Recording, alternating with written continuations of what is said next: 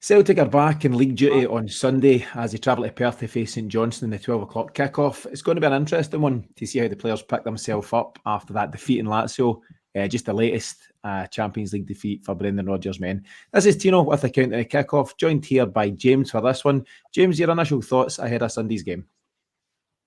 I think we'll get a reaction. The players will be smarting from that on Tuesday night, both in terms of the loss and the exit. There's plenty of grit in this team, so they can pick themselves up. And I think there'll be a lot of football and a lot of goals on Sunday, so looking forward to it. I think you might well be right. I think we probably will get a reaction, but is this just now the pattern for Celtic, particularly at this time of year? Lose in Europe, get back on track domestically, go on a run, win the league, repeat next season. I suppose if you want to look at it in what you want short term, then I'm okay with that. We know how important this season is in terms of the league, so we are where we are. The issues that led to Tuesday night are structural and company based rather than the players on the park. So, or PLC based, however you want to put it. So we do need to just focus on going on a run. Caught a wee bit of Rangers last night. They were poor, so no better time than to go on a run as now. Poor is doing Rangers a bit of undue credit. They were absolutely rotten. And I think, I'm laughing about it, and they laugh about it at AGMs, but it's kind of Celtic's saving grace just now that they are so poor. If they actually got their house in order and had invested better in the summer, and you can argue who or who isn't their manager right now, it's maybe just Celtic's good fortune at this time that they do struggle so much, because Celtic should go and win the league. It's criminal Celtic don't go, particularly just, for the fact that the league titles are bread and butter, but obviously for what Champions League football has in store next season, it's the revamped competition, there's more money, higher profile, all that kind of stuff. But do you think Celtic are just a bit fortunate just now that they are not very good? Yeah, and I think that plays into the culture and the strategy at Celtic. The fallback from, if you hope to get lucky in Europe, and that's what it would need to be with what you're spending, who you're spending it on. If you get lucky and you get through to football after Christmas in Europe, then that's great. That's a bonus. But you know that what you've done is probably enough, more than probably enough, to take care of the league. To your point, they spend more on wages than we do, so that's a bit of a, you need to keep an eye on that, because all they had to do was spend that better on better players, and they could be level with us. I mean, they've shipped points all over the place this season, and we've shipped points more than we normally would. The points we've shipped, 3 draws, that would normally cause a wee bit of a panic if they were more about themselves and they were on your tails. If this was sitting at 3-4 points of a gap, or even level, then it'd be a totally different atmosphere. Yeah, and even at that, had they beat Aberdeen at the weekend and then won their games in hand, it would only be a 3-point gap. So we're sailing a bit close to the wind. The only saving grace, there's 2 words at this moment in time that saves Celtic: Todd and Cantwell. As long as he's doing his thing over there, then we're going to be absolutely fine. Okay, let's move on. If you're onto him, Clement's onto him as well. Clement is onto him. And credit to him for having the character to take him off before half time at home, because a lot of managers wouldn't do that. It says that Clement's got something about him. Obviously, we hope he doesn't succeed in the long run, but fair enough for making that move. In terms of Celtic, in terms of the personnel, so I think, we've spoken already about where we were weak against Lazio. Fullback areas, particularly, Johnstone and Taylor struggled. Yang and James Forrest struggled. How do you think those individuals will be feeling, as a team, as a collective? It's not a great result to come away from, but how do you think those individuals particularly would be feeling ahead of Sunday? So give me who you were talking about there. So Yang, Forrest, Taylor and Scales? Taylor and Johnson, fullbacks. Taylor and Johnson. I don't think there's any problem for Johnson. I think he's struggling to come back from his injury, and it was kind of a double injury as well when he was recovering. He had a bit of a relapse. So that can be psychological as well as physical. Maybe not going to get in his, I'm going to get in his full-blooded, but he still does. So it's not really that. He's not holding back on anything, but he doesn't seem to be just as on his toes as he was, end of last season. The January to May kind of period when he was just, he blew everyone away. He just didn't miss. He ran out, it's because of him. So he needs to get back to that, but I don't have any problem with him for Sunday. Taylor, I'm swapping Taylor out from my pick. I'm swapping Forrest out because it's 2023. And I'm swapping Yang out just to give him a wee bit of a rest and just let him feel that he's in this, remind him he's in this development phase, and there'll be, 2 steps forward, 1 step back, and that'll be the process until it becomes consistent. I think there's something in Yang, I really do. You don't turn it on like the way that he did against Aberdeen if you haven't got something. So it's a matter of honing that and getting consistency out of him. So yeah, all bar Johnson are out of my team. Yeah, I mean, I see you've taken Yang out, you've taken James Forrest out. Are you hoping to slot Jota back in because we're fast running out of wingers there? What are you thinking? Is it Leigh Palmer back in with Mikey Johnson? Yeah, you'd be very pleased with my choices. Yeah, okay. So we'll get to the individual choices just shortly in terms of what your 11 would potentially look like. Liam Scales, you mentioned him in passing there, and the question has been asked, and he's been good, and real credit to Liam Scales over the last, whatever it is, 15, 16 games that he's now started for Celtic. But it is now the time to throw in your 4.3 million record signing of the summer in the shape of Mike Nawrocki. If he's not going to get popped in now, then what are we waiting for? Will we just wait to the turn of the year and we'll give him a try then? Surely at the moment when there's a pretty relentless run of fixtures between now and the end of the year, we've got to give Mike Nawrocki a chance sooner rather than later. The only reason he wouldn't is if, let's hope the undershell heating's working first and foremost, but, it's a cold snap. Could be about -20 or something up in Perth and it's in a valley and all that. So, if it's a hard pitch, then potentially it's not worth the risk. But if the pitch will take a stud, if you like, then he should be just playing. If the pitch is thawed to the point where it's just a normal pitch, he should be starting for me, yeah. -20? Aye, Perth. That seems particularly fresh. Maybe it's wind chill factor makes it feel colder than it is. Yeah, it might play into the thinking often in the modern game. These things do. Back in the day, it was just, are you fit? Then you'll play. But now it's what's the surface? What's the conditions? What's the risk? All of these kind of ideas. But as much as I've been relatively impressed over the piece by Liam Scales, I do want to see what Nawrocki's got to offer. And on a similar note, I'd like to see more of Lagerbielke. He's been signed for a reason. What was the Young Player of the Year in Sweden this season past? Best young defender. He comes with potential and with a pedigree of sorts. So we need to start seeing these guys because at the moment, I'm writing off the summer window as a complete failure. Sorry, Leigh Palmer aside, a complete failure. I spoke in an article that I put out the other day about the 9 summer signings. You could certainly class Palmer as a success. The other 8, you just do not know. You can certainly dismiss Kwon at this moment in time, but the jury's out on the rest. And at the moment, it's looking more like a failure than anything else. Yeah, I mean, long on record as to my opinion on that transfer window. I thought it was an absolute disaster zone. And it looked financially focused on what could possibly make his money in the future rather than what could deliver success on the pitch, which also brings his money, in terms of European points and rewards. What's interesting, and I agree, I think Scales has been impressive between since the start of the season, but your expectations, Celtic are absolute masters at lowering your expectations. If you think where you were in May, say before the Scottish Cup final, a couple of weeks before the Scottish Cup final, a couple of rumours about Ange, but he's going to stay. You're thinking he's going to stay. And then you're thinking, right, we're going to get into Europe and we're going to sign that guy and we're going to blah, blah, blah, and we're going to step up the level and we'll really do something. Liam Scales wouldn't have been the guy you chose to be your centre half. And harsh as it is, that was shown on Tuesday night. He's up against top quality there, but I need top quality to go up against top quality. That's the mindset we were in early May, is like, we're going to sign guys that can handle the top quality in Europe. And I'm not saying spending 60, 70 million or anything stupid like that, but just guys you've scouted well and can do a job. Scales wasn't the answer to that. So of course he's been great domestically and he's done some decent stuff in Europe as well. But when it comes to the punch, he's not at that level, and I don't know if he'll ever get to that level. But his mindset is very impressive, and he's improving. There's no denying that. So you never know where that ends up, but it's certainly not there now. I'm keeping him in the team, but I want to see him at left back, and I want Nawrocki at centre half. Oh, really? So that's interesting. So, I mean, the only glimpse we've seen of him at left back is for Ireland, isn't it? And he wasn't great. I think it was in his first or second cap. They moved him out there, and I think they moved him back to centre half later in the game.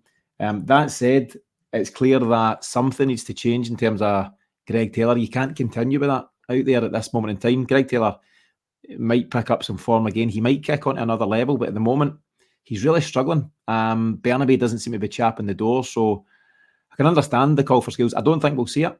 I think it would rock the boat a wee bit in terms of Brendan Rodgers' squad. You take Skills has been doing well at centre half, so do you take him out and play him elsewhere?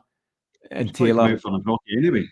No, but you know what? You might be better sitting him on the bench than putting him at left back and having a bad game at left back. It's maybe not fair on Liam Scales. I don't see it happening. I really don't, but I can certainly understand the call for it because there is no other genuine alternative to Greg Taylor at this time.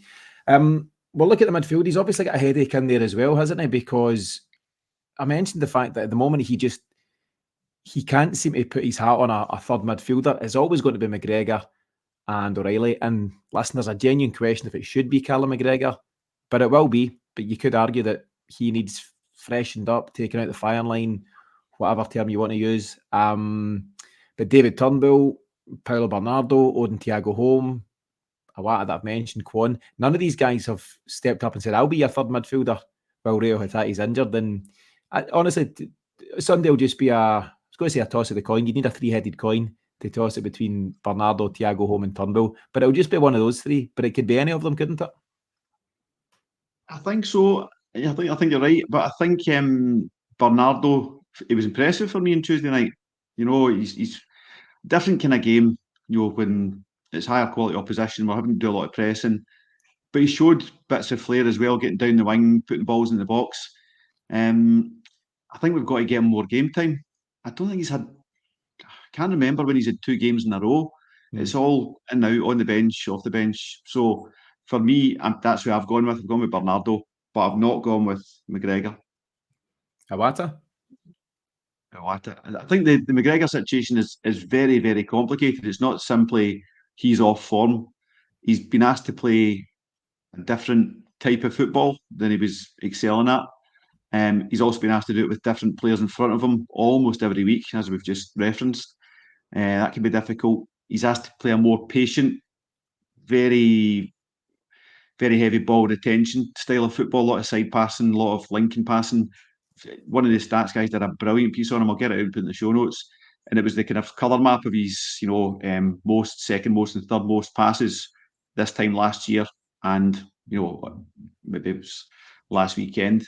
And it's so stark, the difference between the two. So it's not just McGregor's off form, drop him.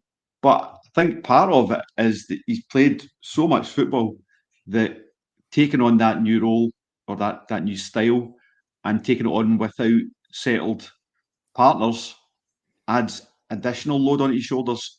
And I think just giving him a break would do him and us the world of good.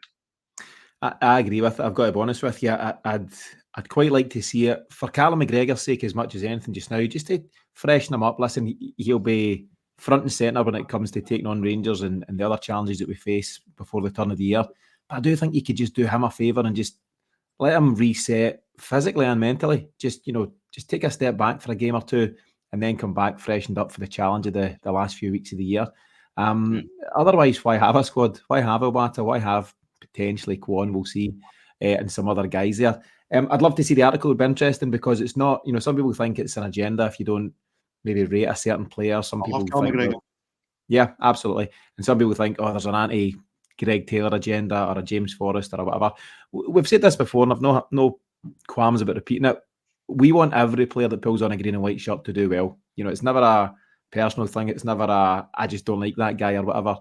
But you've got to look at it just from a pure footballing point of view. And I think it's clear to see that Callum McGregor is struggling. The confusion in the matter is the fact that it's not just taking out any given player and slotting in a replacement.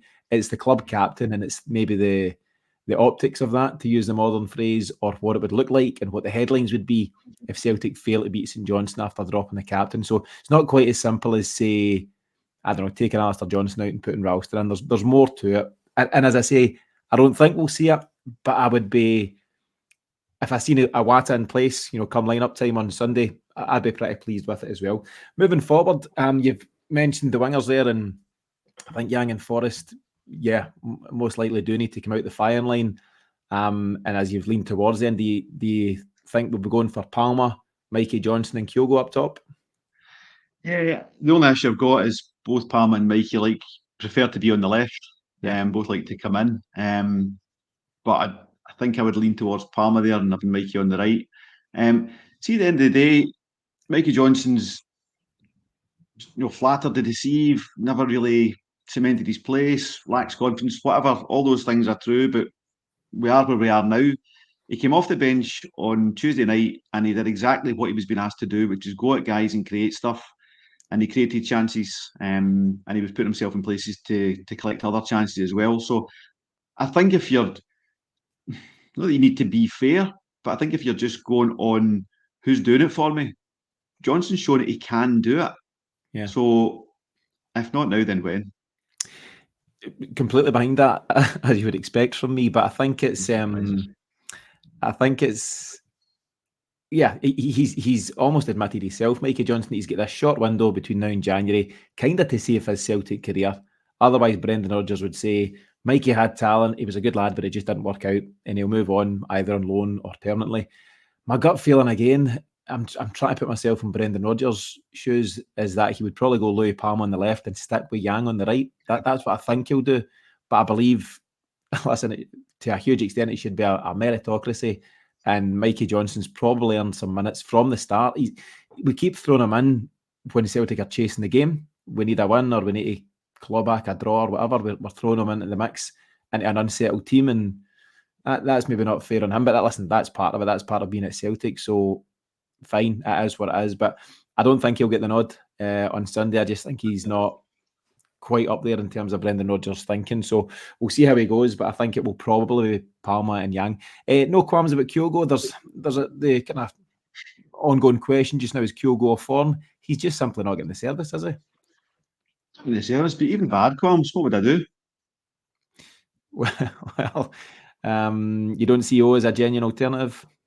No, I mean, what did O start against Ross County? I think he's had one start, hasn't he? I think it was Ross County, and he was good. Got his goal. Got another goal he should have had. It was deemed offside. I'm just not. I'm not where wherever O is. I'm not there. I think he's got miles to go in terms of his development. It's going to be big physical guys. That's maybe the only thing that leans towards it. But I don't see him as especially adept at that. I think he's good at holding his ground, but he's not so good at taking the fight to others. He kind of defends himself in his position rather than taking the position. If you look at what Sutton and Hartson would do in those kind of situations, the defenders are terrified of them, and I don't think they would be of O. So just again, development stuff, just stuff he's got to develop in his game. No, I mean, I think it all depends what's feeding Kyogo, but if you've got Mikey Johnstone, Palmer, Matt O'Reilly, Bernardo, I mean, that's four guys that Kyogo would love to play off of. I know it won't be that. That's my choice. I think they're guys that would create stuff, and they're all of the level of football intelligence to find Kyogo with his runs. Yeah, he's only got one goal in his last 7, and it was in the 6-0 win over Aberdeen. But it just seems that link up that was going so well between him and O'Reilly, for example, is gone. There's no doubt Hatate's the kind of guy that provides ammunition for a Kyogo. That's not there just now, and as we've mentioned, it's just a chop and change as to who replaces Hatate at this moment in time. And the wide guys aren't going to the byline; they're coming inside. It seems to be the tactic. So it doesn't really play into Kyogo's strengths, if you like, and that's like several folk are having that debate, whether it's mainstream media or fan media. A lot of folk are asking the question: if you've got an asset like Kyogo, you'd like to think you'd try and get the best out of him. But I think it was Joe that made the point a couple of shows ago, and I thought it was a really good point actually. Brendan Rodgers doesn't want to be the manager of a team who relies solely on a 20-30 goal striker. He likes to spread his goals throughout the team. He wants his wide men to chip in. He wants his attacking midfielders to chip in, potentially some defenders from set pieces. And he's maybe trying to play Kyogo in a more rounded way. He is an out-and-out hitman. Get him as high up the park as possible, keep him between the posts, you'd see the rewards is what I think.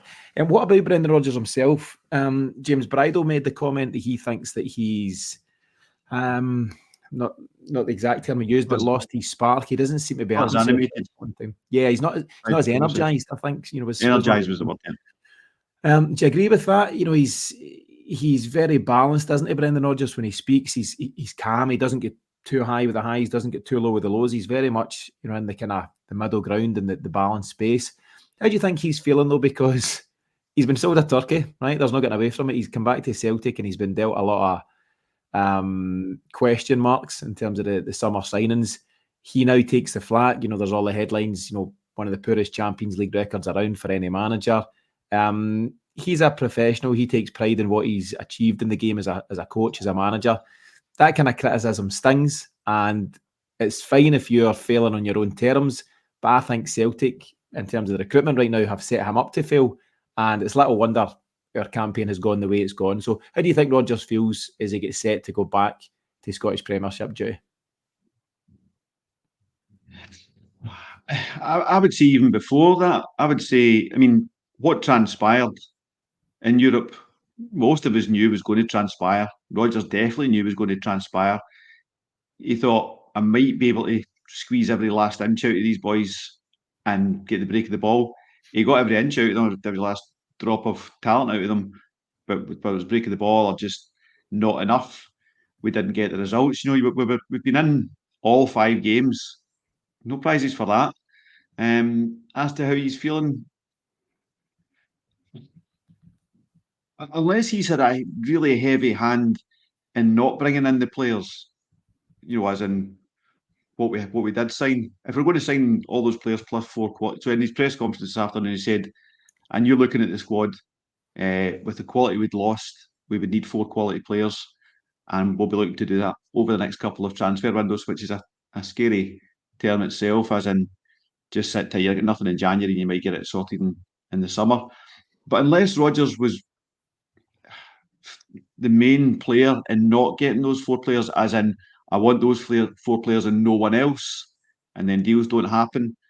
So unless he was the one that was instigating that, then he's got to be feeling like he's been, like you say, sold a pup, because Mike Nicholson didn't go out to see him in Mallorca to tell him he was going to sign 9 projects and get humped in the Champions League consistently. So we don't know what we don't know is the key there. We don't know the details of that transfer window. If it was a recruitment team issue, then Rodgers has got to be raging. If it was his fault, then he might be quite sanguine about it and think we can pick it up in January and in the summer. Yeah, I just wonder if him and Michael Nicholson were sitting around the pool with a couple of tequila sunrise or whatever and discussing the transfer policy. He said, listen, we've got a great guy from the second division of South Korean football. You love him. The Quan, they call him. You'll love this guy. I just don't know what he's been sold. I guess we'll never know. That's private conversations between Michael Nicholson, Brendan Rodgers and the recruitment team. But yeah, I don't think he can be feeling great, because it's his name, it's his brand that's out here on this Celtic team. It's his side now. It's not like he's a few weeks into a job or whatever. He's firmly back in, feet under the table at Celtic Park, and he's got a real pride in what he does, Brendan Rodgers. So January's going to be very telling. It's bigger picture stuff, isn't it? And we'll catch it away from this pre-match show, but there's such an important few weeks coming up. Let's look very briefly at St Johnstone. Nobody spend too much time on them. The main headlines from Perth, of course, is that Craig Levein is back in top flight Scottish football, and he's the man of the job there. I'll just double check, but I think he's had 1 win, 1 loss and 1 draw since he came back. The most recent result was coming up.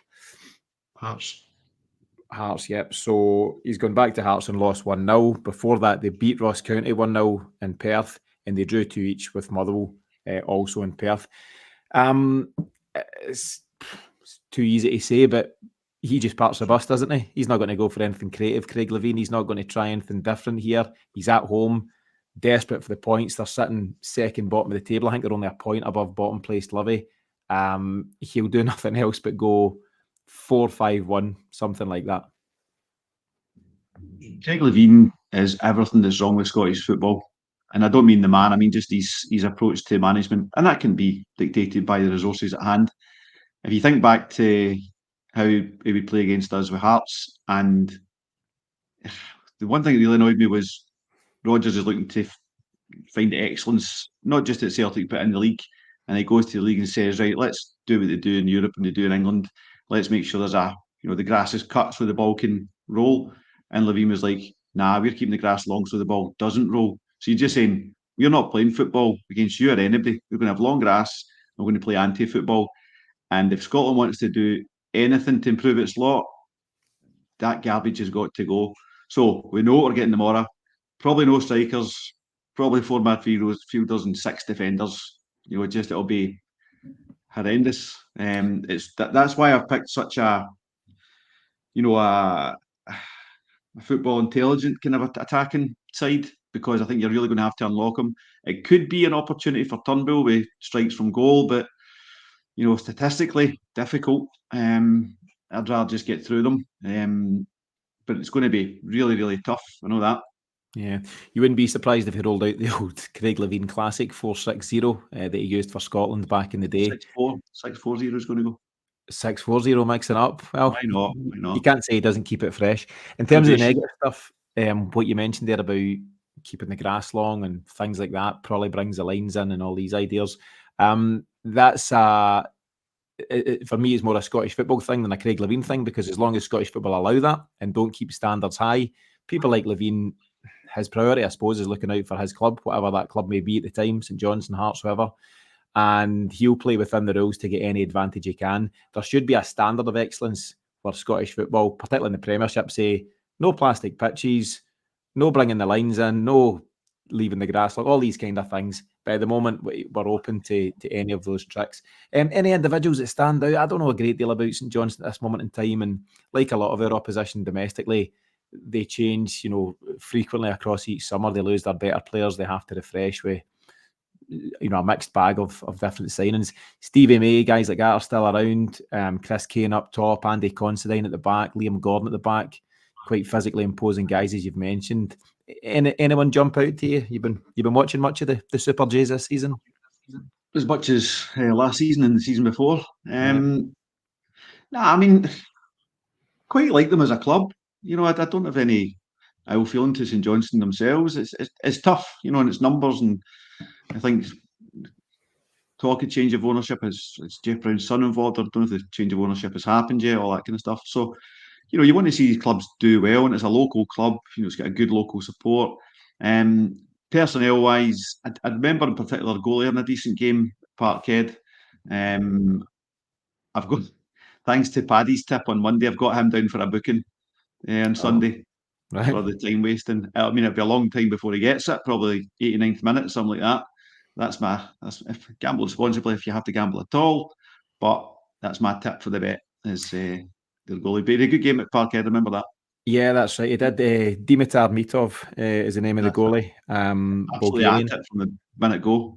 Yeah. And you're talking about, Paddy was talking, of course, about Liam Kelly for Motherwell.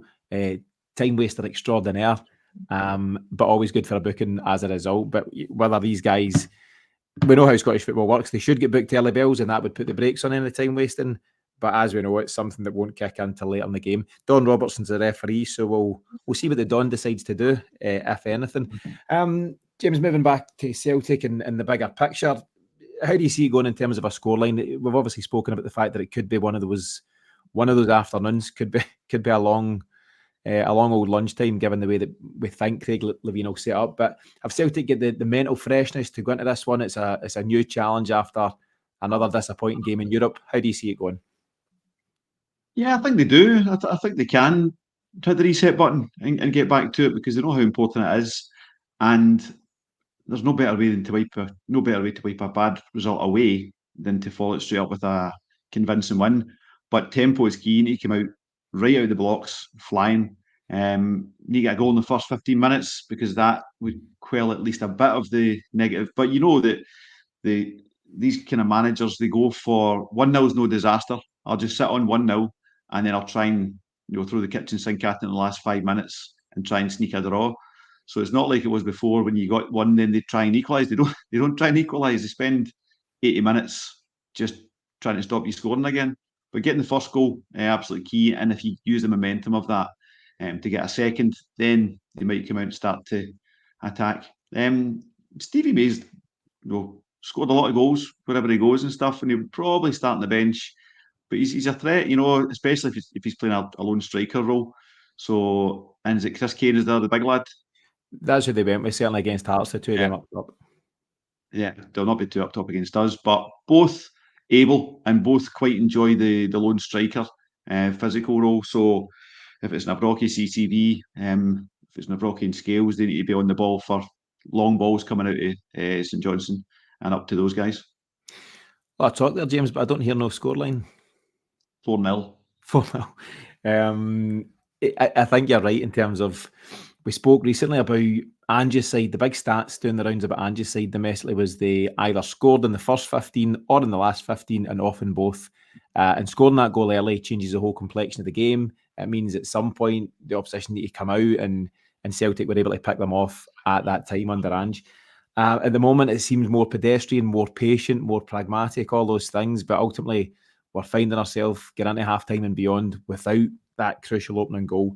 I think Celtic will be relatively comfy in the day. At the end of the day, regardless what Craig Levein does tactically, the quality should be out. It doesn't always, of course, but it should be out. I'm going to go for 2-0 Celtic. But I'd take any sort of win at this moment in time just to get back on track and to reset after the European disappointment. James, your final comments as we look to wrap this one up. I was looking at the fixtures this morning. There's a whole lot between now and I think St Mirren's the game the 2nd of January. So we've got to just go on a solid run with this. Can't be looking across the fence. Hopefully their form continues as is and they continue to drop points and we can stretch away before the winter break. So Sunday is the place to start that run. Yeah, so Celtic into the weekend looking to maintain that 8-point gap at the top of the table, and let's see if the boys can do the business against St Johnstone in the 12 kick-off. Thanks to James for joining me this afternoon. Thanks to you as always for listening. We'll be back again shortly after the final whistle, but in the meantime, enjoy the game.